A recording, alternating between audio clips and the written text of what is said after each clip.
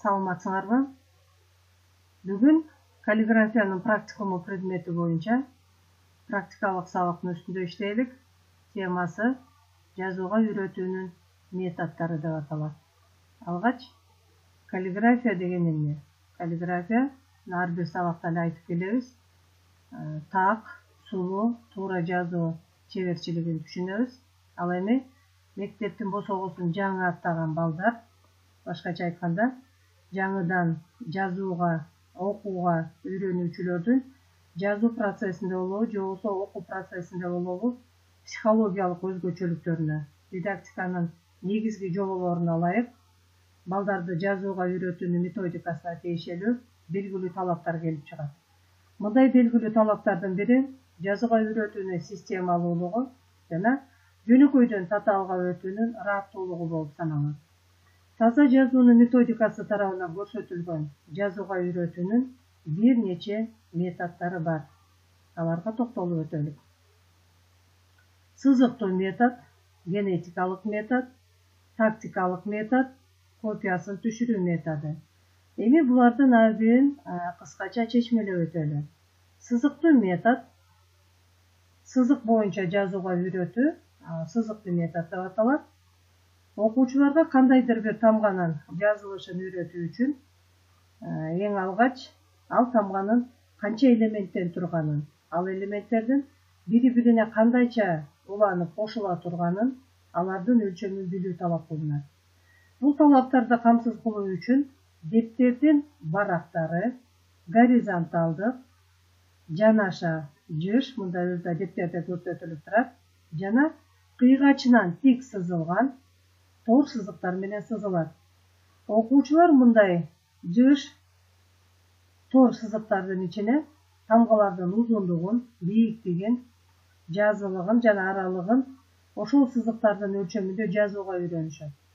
Мындай жыш тор сызыктар боюнча тамгалардын формаларын туура, сулуу жазууну окуучулар жеңил өздөштүрөт. Бул сызыктар ар бир тамганын жазылыш элементтерин, алардын формасын түшүндүрүп, үйрөтүү үчүн жеңил болот. Ошондуктан сызыктуу метод жазууга үйрөтүүнүн эң негизгиси болуп эсептелет. Бул дептерлерди колдонуунун негизинде мугалим окуу жылынын биринчи күнүнөн тартып эле жазууну сызык боюнча жазууга окуучуларды көнүктүрө баштайт. Ушул жерден дагы айтып кетүүчү маселе бул тамгаларды жазгандан кийин ортосунда аралык калтырууга кантип үйрөтөбүз. Эгерде аралык калтырганга үйрөтпөсөк, анда бири-биринин үстүнө эле кылып бастырып жазып кете берет дагы аралык сакталбай калат. Ошондуктан биринчи күндөн тартып жазууга үйрөтүүдө мисалы могу эки тамганын ортосундагы аралык. Муну окуучуга кандай түшүндүрөбүз? Бир тамганы жазгандан кийин бир манжасы баткандай орун калтырат. Манжасын койдуруп көрүп, демек манжасы баттыбы, анда кайра ары улап жазгыдай болот деп түшүндүрсөк окуучуга жеңил жана ыңгайлуу. Жазууга үйрөтүүдөгү кийинки метод генетикалык метод деп аталат. Анда таза жазууга үйрөтүүнүн негизги методдорунун бири болуп эсептелет. Бул метод боюнча таза жазууга үйрөтүү процесси тийиштүү иреттүүлүктү сактоо менен жеңилден оорго өтүү принцибинде жүргүзүлөт. Ошол үчүн окуучулар тамгаларды жана анын элементтерин жазууну алфавиттин тартиби боюнча таанышпастан, тамгалардын жазылышындагы генетикалык түзүлүшүндөгү кыйынчылыктары боюнча таанышат. Башкача айтканда, окуучулар эң алды менен түзүлүшү өтө жөнөкөй жана жазылышы жеңил, андан кийин андан татаалыраак жана эң акырында жазылышы кыйын тамгаларды жазууну үйрөнүшөт. Ушундай ыраттуулуктун натыйжасында окуучулар бир эки элементти үйрөнгөндөн кийин дароо эле формасы жагынан өтө жөнөкөй тамганы жазууга өтүшөт. Мындан кийин улам жаңы элементтин кошулушу менен формасы жагынан татаалыраак болгон жаңы тамгаларды жазууну үйрөнөт. Эгерде кандайдыр бир элементти же тамганын жазылышын окуучулар туура келтире алышпаса, анда ошол элементтин же болбосо тамганы үйрөтүүгө токтолуп, ага карата көнүгүүлөрдү жүргүзүп, анын жазылышын өздөштүргөндөн кийин гана сөздү жазууга өткөрүлөт. Сөздү жазууда да адегенде эң жөнөкөй, андан кийин татаалыраак элементтен турган сөздөрдү жаздыруу талап кылынат.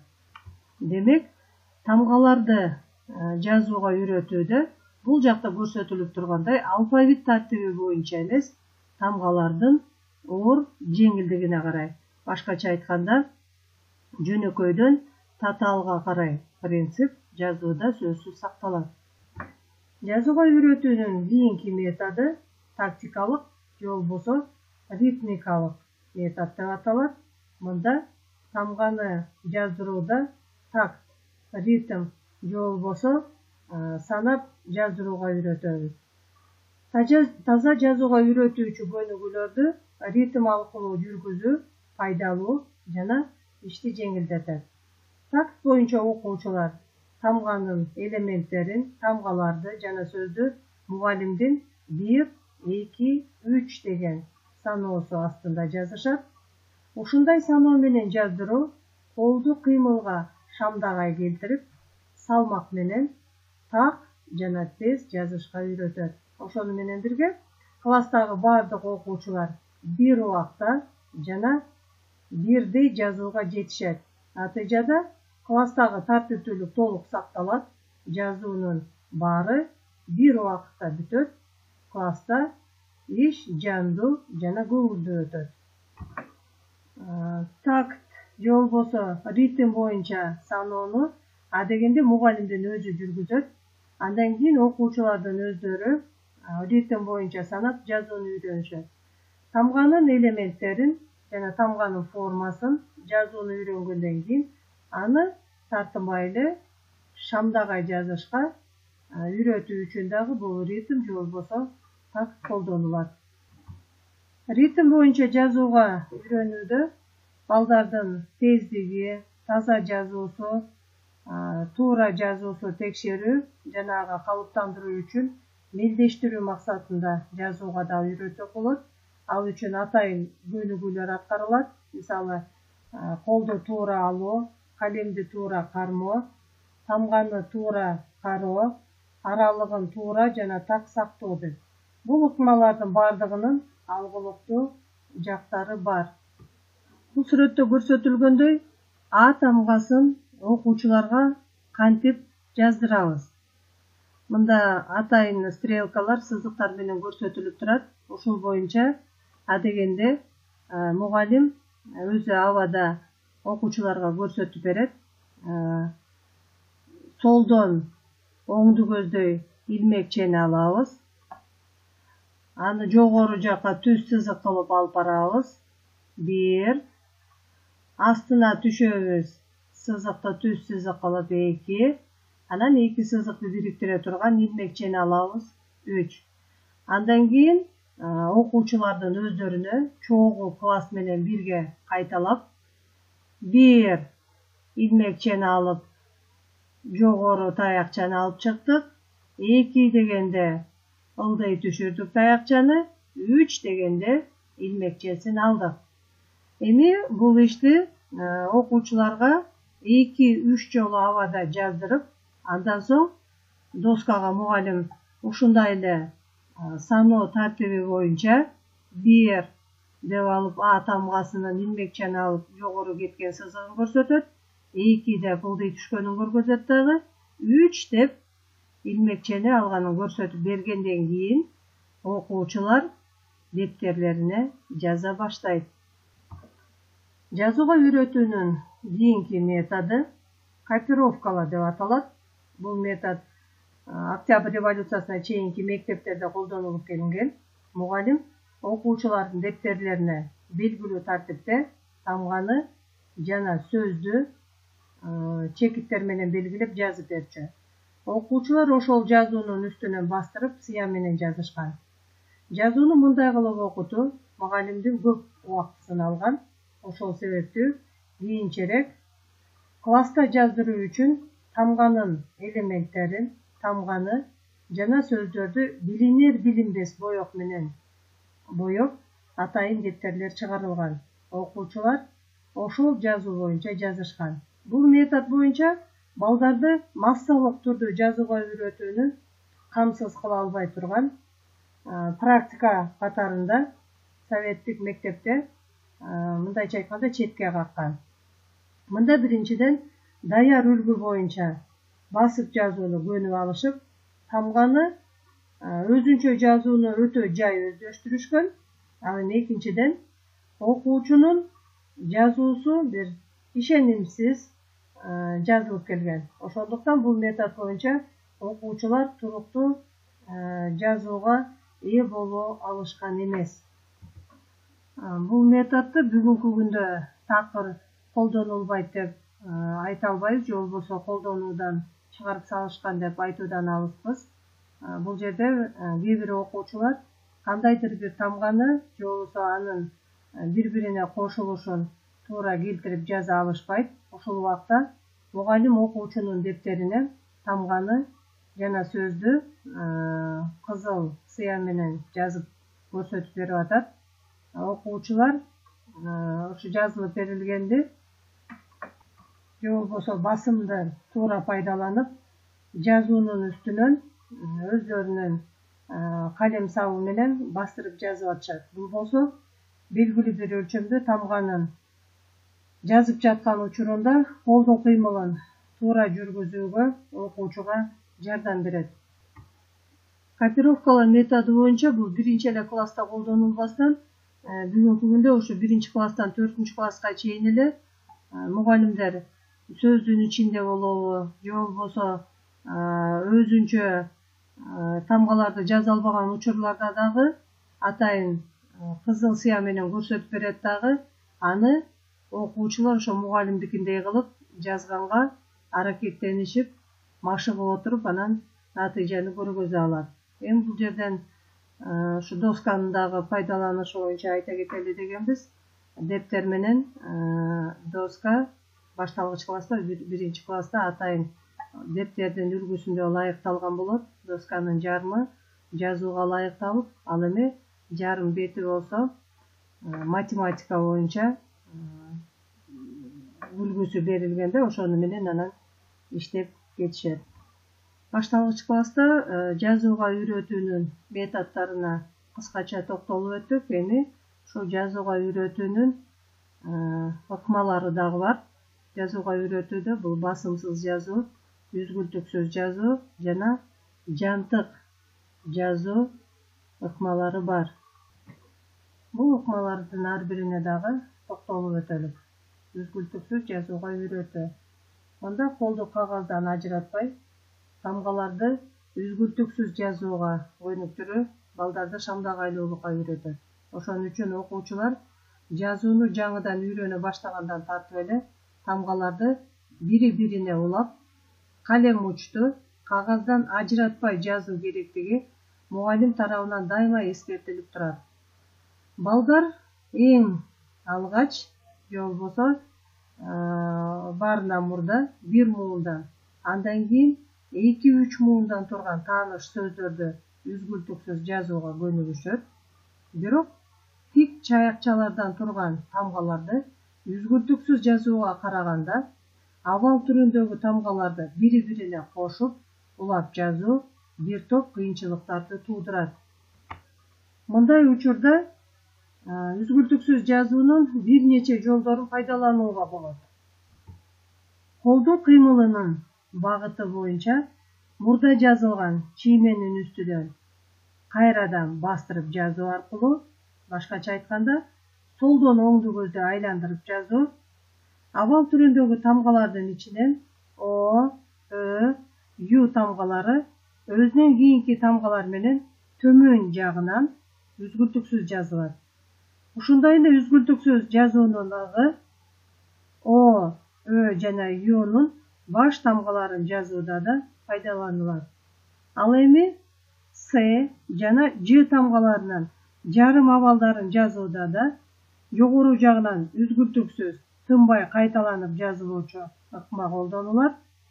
Эгерде О же болбосо Ю, Ööдөн кийин келүүчү тамгалар жогору жагынан үзгүлтүксүз жазылууну талап кылган учурда да жогоркуда ыкма пайдаланылат.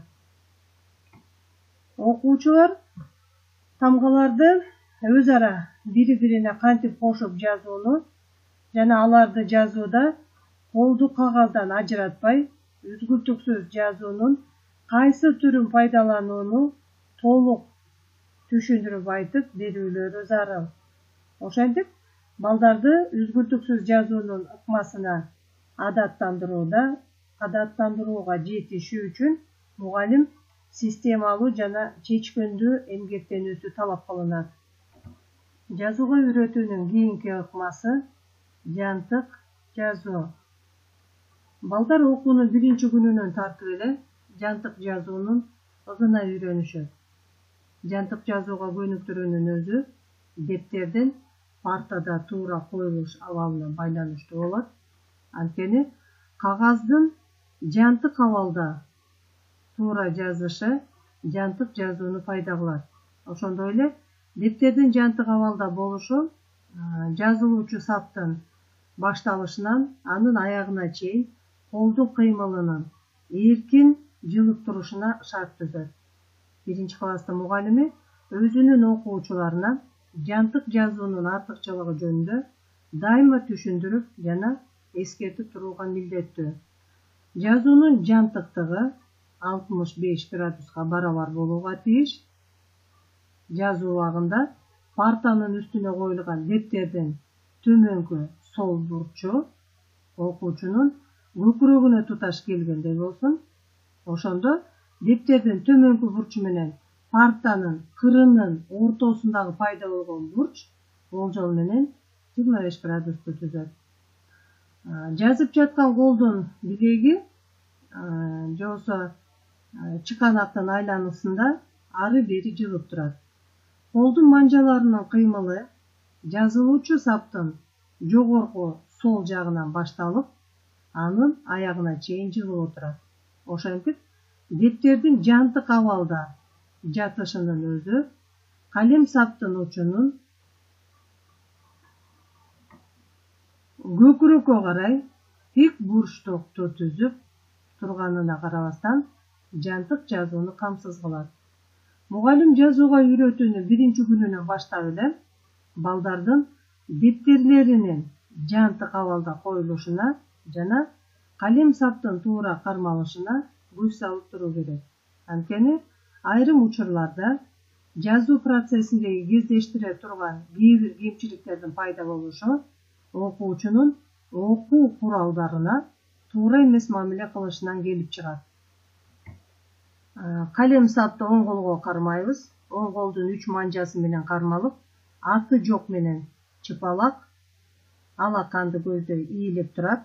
Алардын экөө тең колго таяныч берип, жазган учурда манжалардын жылып туруш жөндөмдүүлүгүн арттырат. Сол кол болсо, жазып жаткан учурда барактарды жылбыштырбас үчүн дептердин төмөнкү четинен оомай басып, жана аны улам жогору көздөй жантык абалында жылдырып, калган актай жерди жазууга ыңгайлуу шарт түзүп турат. Жазуу учурундагы мындай аткарылуучу жумуштар бара-бара адатка айланат. Бул адатты окуучулар аң сезимдүү түрдө кабыл алганга чейин мугалим сабакта күн сайын бир нече жолу дептердин жана колдун кандай коюлушу жөнүндө окуучуларына улам эскертип турат. Акырындык менен бул адаттар туруктуулукка айланат. Качан гана балдар туура отурганды, дептерди туура койгонду жазышы өздөштүргөндөн кийин мугалимдин 1, 2, 3 деген такт боюнча саноосу аркылуу жазууга болот. Мугалим 1 дегенде балдар туура отуруп калышат, 2 дегенде дептерди туура коюшат, 3 дегенде калем сабын даярдашат. Ошентип 1, 2, 3 деген саноолор белгилүү бир кыймылдын так аткарылышы үчүн шарттуу белги болуп, мугалимдин толук түшүндүрүүсүн талап кылбайт. Окуучуларды жантык жазуунун ыгына көнүктүрүүдө тынымсыз жүргүзүлүүчү машыгуулар талап кылынат. Жантык жазуунун үлгүсүн мугалим доскада көрсөтөт.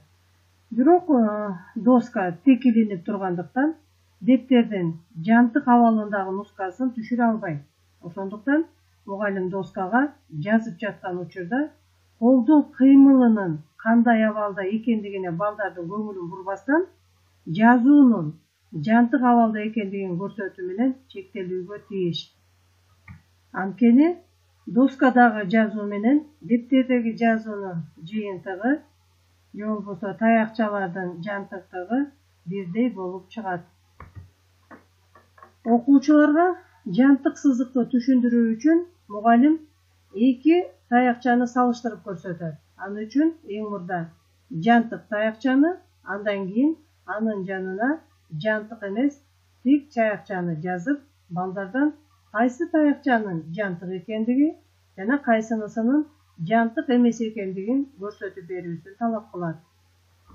Ошентип, таякчаларды салыштыруу аркылуу мугалим биздин жазуубуздун негизи жантык сызыктардан турарын окуучулардын аң сезимдүү түрдө кабыл алуусуна жеткире алат. Ал эми жантык жазуунун ыгына көнүктүрүүдө окуучулардан атайын бир милдеттерди аткарышы талап кылынат. Ал милдеттерине жазуу учурунда дептерди туура кармоо, жантык жазууну кандай түшүнгөнүн же болбосо түшүндүрүп беришин билүү, жантык жана жантык эмес сызыктарды ажырата билүү, ошондой эле калем сапты өзүнө көздөй тартып жазууну билүүсү бул милдеттерден болуп эсептелет. Эми ушул эле жерден басымсыз жазуу үйрөтүү ыкмасына токтоло кетели. Калем сап менен жазууда басым түшүрүлбөй жазылат. Ошол үчүн жазуудан мурда калем сапты бекем басып жазбоо жана аны манжалар менен катуу кыспай эркин кармоо жөнүндө мугалим балдарга эскертип турат. Мугалимдин өзү доскага боор менен бирдей жоондукта басымсыз жазууну үйрөнүшү керек. Анткени окуучулар мугалимдин жазуусун үлгү катарында кабыл алышат. Кокус мугалимин туурап жазганга үйрөнүп алган окуучу болсо, аны кайрадан каллиграфиянын стили боюнча туура жазууга үйрөтүү көп түйшүктөрдү талап кылат. Ошондуктан окуучуларды туура жазууга үйрөтүү мугалимдин чымырканып иштөөсүнүн жана тамгаларды өзүнүн туура жазуусунун натыйжасында гана ишке ашмакчы. Психологдор белгилеген сыяктуу жон кишилерге тамгалардын графикалык түзүлүшү, алардын бири-бирине кошулуп жазуунун ыкмалары мындай жат болуп автоматташып кеткендиктен, алар кандай калем сап болбосун, аны менен жазып жатканда жазуусу басымсыз жазылат. Анткени чоң кишинин калем сап кармаган оң колунун манжалары толкундуу кыймылдын эң жогорку машыгуусуна жеткен учур болот. Ал эми биринчи класстын окуучуларынын жазуулары да улам барган сайын машыгуунун эркин кыймылына ээ болгондо өзүнөн өзү басымсыз жазууга өтүп кетет. Ошондуктан окуучуларды басымсыз жазууга үйрөтүүнүн ийгилиги бул мугалимдин өзүнүн басымсыз жазып көрсөтүүсүнө жана балдардын жазуусундагы кемчиликтердин өз убагында тез жоюлушуна байланыштуу. Башкача айтканда, мугалим тамганын үлгүсүн гана жазып коюу менен чектелбестен, тигил же бул тамганы жазууда алдын ала түшүнүп берип, практикалык машыгууларды көбүрөөк өткөзүп иштесе, чоң натыйжаларга жетишкен болот. Ошентип биз жазууга үйрөтүүнүн ыкмаларына дагы токтолуп өттүк. Бул сүрөттө болсо, ошо жазуу убагында калем саптын оң ийинге туташ келгендей болуусу керектиги көрсөтүлүп атат. Мындан сырткары калем сапты кандай кармаш керек. Бул жерде көрсөтүлгөндөй 3 манжасы менен кармалып атат дагы. Анан калем сап ошол оң ийинге мындай туташ болгондой элести же болбосо сүлөкөттү түшүрүп турат. Жазууга байланыштуу кийинки маселебиз бул туура жазуунун эрежелери. Биринчилерден болуп эле бул жазуу учурунда балдарды туура отургузууга тийишпиз, мугалим катары. Окуучунун эки буту тең полго же болбосо партанын бут койгучуна текше коюлган болот. Бул боюнча аз дагы сүрөттөрдү көргөзөбүз. Денени түз кармоо менен бирге көкүрөктү партанын кырына таябоо керек. Көкүрөк менен партанын кырынын ортосунда жана 25 градустук аралык болуш керек дедик. Же болбосо баланын өзүнүн алаканы баткыдай бош орундук болушу керек. Ал эми ушу жазуу учурунда башты өтө эңкейтип жазуу алыстан көрбөчүлүктү же болбосо близорукость деп коебуз. Ошону пайда кылат дагы жана туура эмес отуруу окуучунун омурткасынын кыйшайып кетишине себепчи болот. Бул сүрөттө дагы туура эмес отурган баланын омурткаларынын кыйшайган учуру көрсөтүлүп атат. Ал экинчи учура болсо бул туура отурган бала. Ошондуктан мугалим баягы окутуп билим эле бербестен, тарбия бербестен окуучулардын ден соолугуна дагы кам көрүшү керек. Бул жерде болсо жана айтып өткөндөй эле маңдайынан дагы, капталынан дагы балдардын туура отурганынын үлгүлөрү берилди. Жазуу учурундагы эрежелерди окуучулар мектептен эле эмес, үйдөн дагы эске алышы керек. Туура отурганды үйрөнгөндөн кийин жаза турган дептерине кандай кам көрүшү керек. Бүгүнкү күндө мектепте жазуу дептерлери, эки бөлүктөн турган жазуу дептерлери колдонулат. Биякта биз Элла Кубаталиеванын жана башкалардын жазуу дептерлерин көрүп атабыз. Мындан сырткары Сулайман Рыспаев агайдын дагы алипе дептери бар. Эми бул алипе дептерине же болбосо жалпы эле мектепте колдонулуп аткан жазуу дептерлерине атайын талаптар бар, ошолорго токтолуп өтөлүк. Дептердин сырткы көрүнүшүнө карап, окуучунун аткарган ишинин сапаты жөнүндө, аны менен эле катар мугалимдин өзүнүн ишинин сапаты жөнүндө дагы баамдоого болот. Дептерди талапка ылайык сактоону окуучуларды эмгек тартибине тарбиялоочу каражат катарында кароо керек. Окутуу жана тарбиялоо ишинде дептердин жогоруда айтылгандай олуттуу мааниси окуучуну да, мугалимди да бир топ талаптарды аткарууга милдеттендирет. Бул талаптар биринчиден бул дептердин тышкы көрүнүшүнө, экинчиден анын мазмунуна тийиштүү.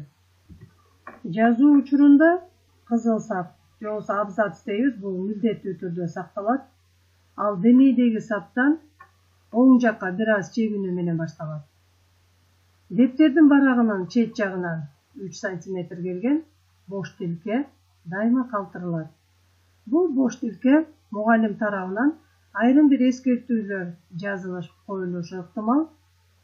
Күндүн датасы сөз менен жазылат.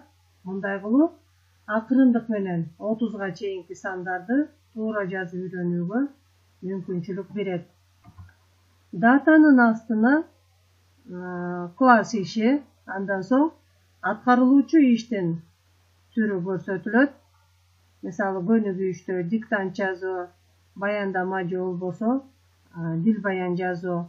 Эгерде көнүгүү окуу китеби боюнча жүргүзүлсө, анда көнүгүүнүн номери дагы жазылат. Бул дептерге кошумча эле жогоруда сызыктуу методду айтып атканда, ичке сызыктуу дептердин үлгүсүн көрсөттүк. Ал дептерлер дагы колдонулат. Ошентип, бүгүнкү сабагыбызда жазууга үйрөтүүнүн методдорун, ыкмаларын карап өттүк. Дептерге коюлуучу талаптардын үстүндө дагы туура жазууга үйрөтүүнүн эрежелерине токтолдук. Ал эми силерге үйгө тапшырма манжа көнүгүүлөрү же болбосо жазууга үйрөтүүдө кандайкы зарядкаларды колдонобуз, аны чогултканды улантасыңар. Эми андан сырткары силер авал жана жарым авал түрүндөгү тамгалардын жазылышы жана сөз ичинде алардын кандай байланыштырабыз, ошолорду көрсөткөн тапшырмаларыңарды WhatsApp'ка салып жиберүүнү унутпагыла. Анда эмесе кийинки сабакта сүйлөшүп жолугушканча саламатта калгыла.